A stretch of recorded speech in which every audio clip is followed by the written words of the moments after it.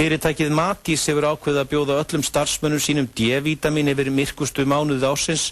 Næringafræðingur gerir ráð fyrir að verkefni verði árlegt eða þar til stjórnvöld taki ákvörðun að D-vítamín bæta matvæli. Hugrún Halldórsdóttir segir frá.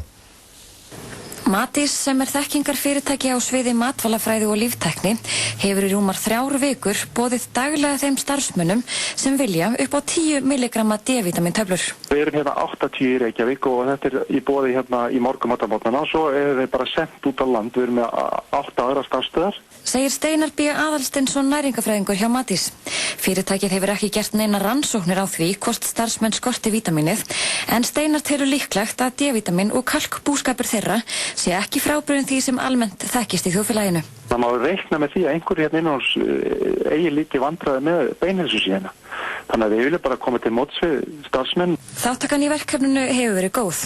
Ef verkefni heldur áfram að ganga svona vel eins og mér virðist það hafa gengið, það mér sýnist hafa gengið að þá get ég nú alveg reikna með því að þetta verði bara árlegt yfir á allra dimmustu mánuðina.